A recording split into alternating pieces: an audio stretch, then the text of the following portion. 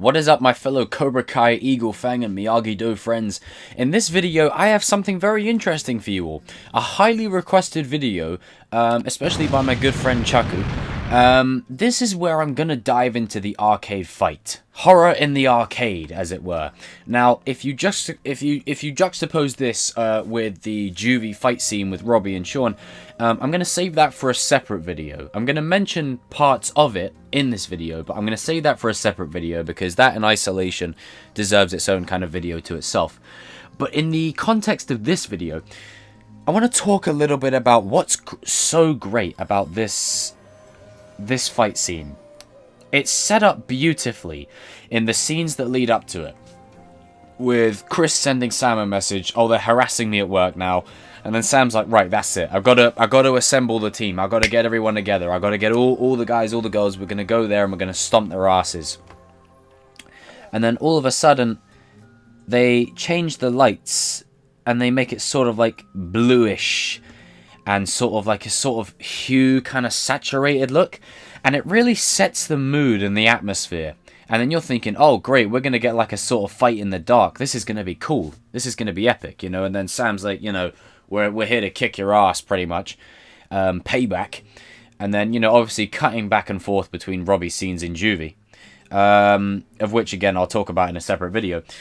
But I love how it just builds to this epicness, this absolutely amazing epic fight that's so cool, so badass, everyone going to town on each other, Demitri getting some, Sam getting some, Chris getting his hand in there, you know, cutting back and forth with Robby and Juvie, taking on the Sean and the gang. And, you know, I know it's not about that video, I'll save that for that video, but I just want to mention Robby's little wall run. That wall run was sick. And, you know, they're going back and forth with each other. Miyagi-Do clearly feeling confident, feeling strong, feeling tough, in control. And then it gets to a point where the music's building to this crescendo, this epic moment. And then all of a sudden, Tory walks in. And the music just goes and cuts out.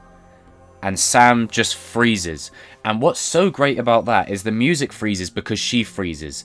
And her freezing is very symbolic because, as you know, we've all watched the show, it ties into Daniel being afraid of Mike through fear. Now, you can argue whether, you know, Chosen or Mike Barnes is the stronger opponent for Daniel in terms of power levels, but what this season has done for me and many others I know is it's retroactively made Karate Kid 3 better in the respect that Daniel was afraid of Mike, just the image of him, just what he represented, and that's what Sam's coming to terms with here. And the fact that, you know, Hawk just emerges from the shadows, and the minute Tory enters the scene with, you know, the two OG Cobra Kais, I'm not sure what their names are, but they are OG Cobra Kais, the background guys. One's played by AJ Entertains. He's a really top dude. Tory's calling Sam out. Sam's literally frozen. She's pretty much scared to death. And this is the moment that it all starts to fall apart. Demitri starts to get floored. Chris starts to get floored. They all start to get overwhelmed. Because not only do they not have the numbers, they've lost the composure. They've lost the confidence. They've lost the fighting spirit. And they're just falling apart and they're going down like dominoes. One after the other.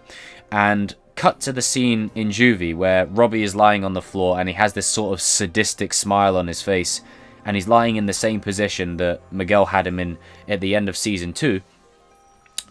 Demitri is now in this position with his arm to hand in the same position that Robby was in with Miguel, where Miguel showed mercy, and Sam is literally reliving this moment again with different people. She's reliving this moment again, and you combine it with Hawk and Demitri and the look on Hawk's face after he does it.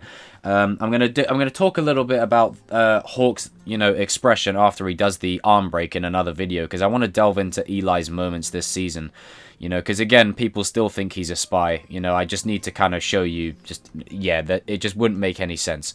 But anyway, she's distraught, she's completely lost, and then Hawk does it, snaps the arm. Demitri screams in absolute pain and agony, and then Tory calls him, you know, Demitri a pussy. I mean, he just had his arm broken, so I don't know how that warrants him being called a pussy. They all walk off, they're all celebrating, Hawk's like, yeah, yeah, yeah, and then as they walk off, you see Eli again. Eli looking just with a pause, like he's instantly regretting his actions. What the hell am I doing? What am I becoming? Is this what I want to do? And I genuinely feel like in this moment, even though he has doubts, he feels like, you know, what I'm doing here is what I need to do. But Eli is still in there. He's still in there. And then it just cuts to Sam before it finishes up with Robby and Sean. That she's completely traumatized, you know, she's distraught, she's a mess. And just this whole scene, it starts out as this epic montage of fighting and coolness and badassery, and it just completely flips and does a 180 into this horror nightmare. It literally turns into a nightmare. The mood and the atmosphere of this scene, the blue lighting, the dimly lit hallways, the blue shade on Hawk's face as he walks round, as he's about to approach Demitri, Sam's pure inner fear from Tory. The minute Tory enters the scene, the whole dynamic shifts, and that's when, you know, it's not so much about them getting revenge on Miyagi-Do, it's about her trying to get back at Sam. Now, I want to talk about Tory's motivations in a separate video, because that's a problem for me this season. Like, I don't side with her at all in the slightest. I empathize with her, she's got a lot to do, but I mean, hey, you got cheated on, but it doesn't warrant killing someone. I just want to throw that out there. And then going after her quite actively the next season. But Sam's pretty much living vicariously through the same moment again. And it's not the fact that she's afraid of Tory herself. She's afraid of everything Tory's associated with. She remembers Tory from Robby running, Miguel getting paralyzed, or almost paralyzed, and her arm getting cut with that bracelet thing, you know, in severe pain. And, you know, she's having a panic attack, she's collapsing, she's losing it. And then you compile that with Demitri being on the floor and her feeling pretty much helpless to do anything about it. It's pretty much the same thing again. She feels helpless that she couldn't stop Robby and Miguel from going down the path that they did. Because, you know, obviously she had her hands full in the school fight. But essentially she feels powerless. She feels powerless to stop any of the events happening here like previously. It's like history's repeating for her. And it's a way of her confronting that again, but in a new light, if that makes sense. No pun intended, because of the blue. And yeah, this scene was just so well done. It was started out so badass and cool, and then all of a sudden just does a 180 and just turns into a complete horror show. And, you know, as cocky as Demitri was getting, you know, him getting his arm broken was one of the, I would say, one of Hawk's breaking points. That's another terrible pun, sorry. But I love the scene. I love the way it was set up. I love the way it was done. And yeah, I'm going to talk about Robby's fight in Juvie there in a separate vid, because I want to really sort of cover how Robby handled his fight inside. But ultimately, this scene was pretty badass. But pretty horrifying, if I must say. As soon as Tory enters the scene, it turns from this cool badass scene into just a horror show. So guys and girls, comment down below your thoughts on this scene. What did you think about this scene?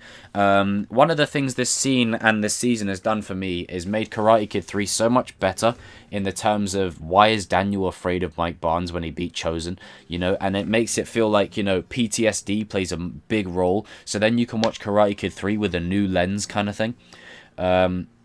So yeah, that's awesome. But, you know, again, guys, comment down below, let me know. I'll be interested to hear what you guys have to say. And 4,000 subscribers. I cannot thank you all enough. We're now currently at 4,020, I think, onwards and upwards, en route to 5k. I hope to see you all there soon. Anyway, I will see you on another video soon, and your karate's a joke.